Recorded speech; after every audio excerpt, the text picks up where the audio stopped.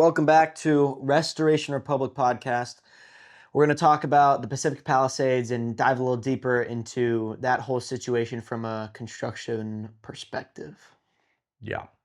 We're there daily. We drive through daily. Yeah. We're there all the time. We have a client there and a potential another client. Then we're next door also in Brentwood. So we see what's going on. And there's a lot of activity. And they're even kind of redoing that downtown. There's some traction of redoing the downtown, which is kind of critical to people wanting to move back. Some people want to move back, but they're like, well, gosh, I don't have my, the coffee shop's not there.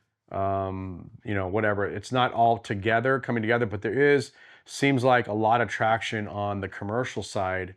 And I see a lot of homes going up. A couple steel frame homes, right? To obviously worry about. That obviously is nice for, termites, water, and a fire. Although the fire that happened, it'll take that out. I mean, we saw structures that were steel and the beams. Massive steel beams were melted like noodles. Yeah. Crazy. That's how hot these fires were for the people who don't really know. That fire was probably once in 100 years. But regardless, I get a lot of questions like, clients asking me, should I go back there now? Should I wait it out? I think the move is going right away, getting in there as fast as you can. Because first of all, taking down a piece of land and buying a piece of land is always smart, even if it's a buy and hold. Yeah. So I am kind of bullish on getting in that Palisades. Now, what I'm not bullish on is what Newsom is doing about the low income housing and trying to kind of re-architect the geographical people that live there, and I think that's kind of a sad thing what he's doing. He's stepping in and trying to kind of reimagine the population, and I just don't think that's not cool. But there is obviously, there's a part to Pacific Palisades that's still pretty amazing, and it's a great little town. And I would tell people, get in now, build. It's happening now. It's only going to get more expensive.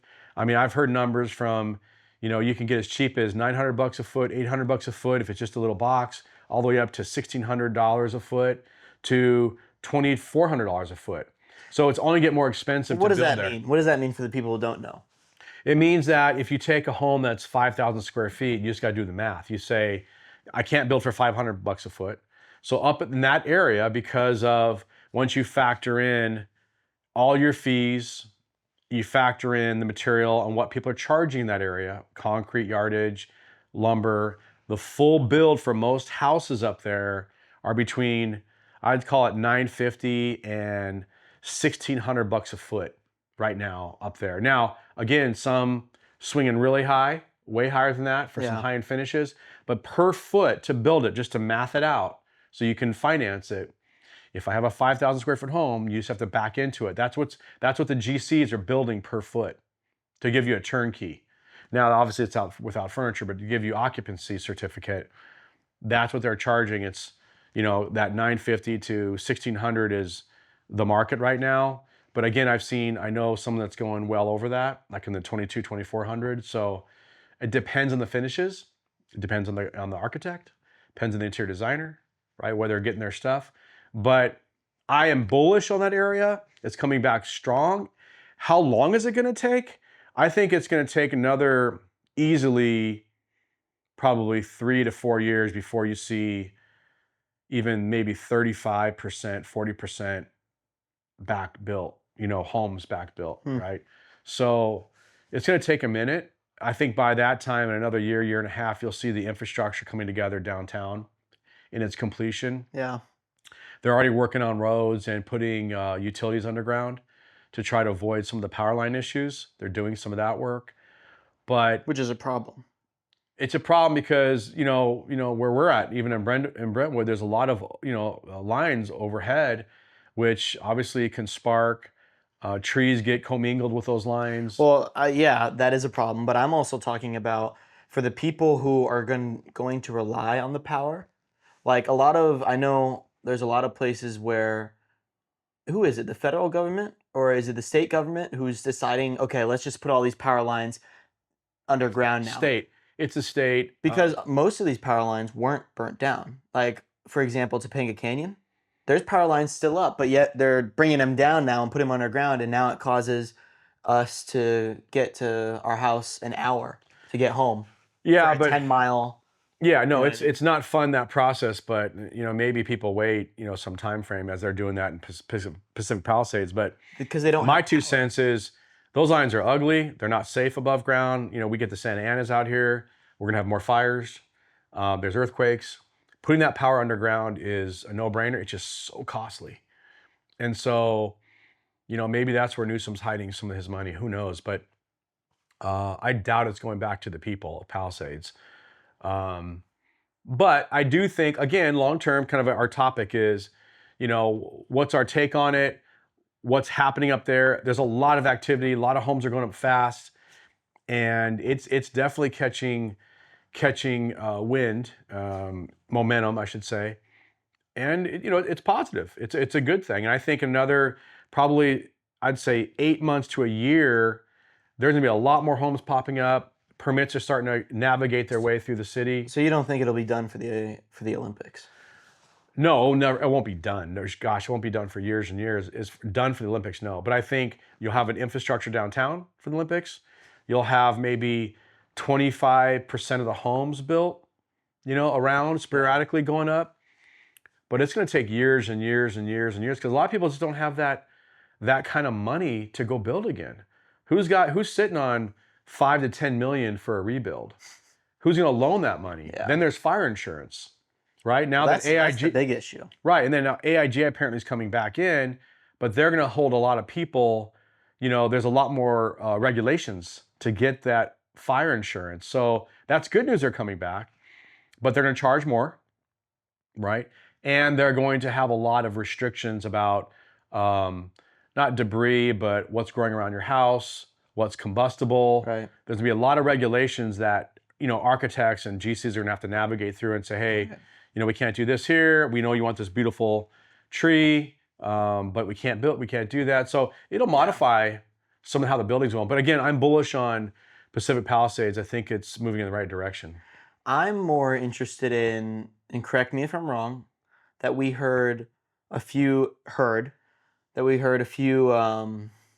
stories of crews going up into the Pacific Palisades to start building, probably when they weren't supposed to start building yet and breaking ground, and they ended up in the hospital.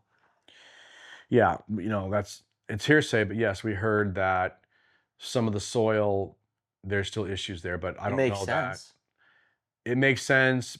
It's supposed to be tested and signed off as clean. It's supposed to be a licensed um, person that goes up there and he baits that dirt and property and cleans it up, and they kind of basically excavate the soil and bring it all off, because it all got basically everything melted down and got into the soil. So they've got to bring out 2 to 3 feet. So But there's sometimes that's not done properly. when a fire burns down a house, what really burns? Like, what contaminates the ground that it's so bad?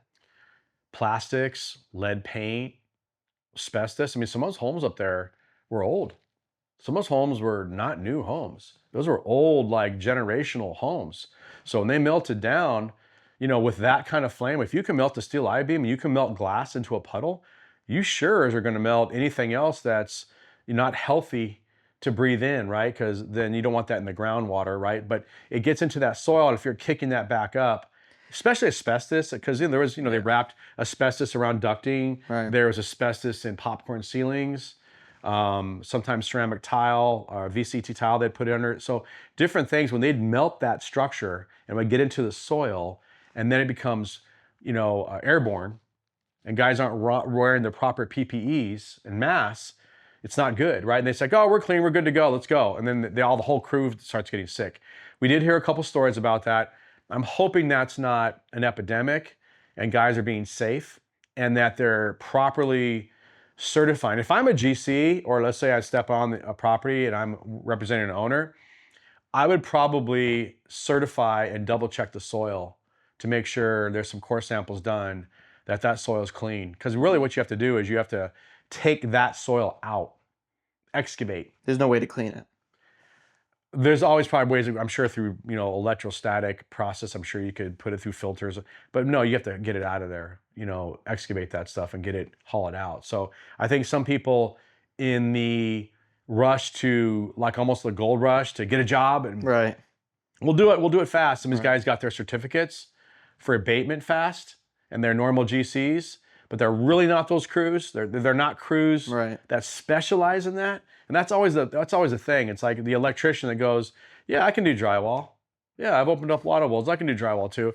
Well, the same idea with these GCs and Pacific Palisades. They said, "Yeah, let's just get that license too, and we can abate and get it ready to go because we want to start the job because we can build a client." And I think some of that got rushed. Yeah.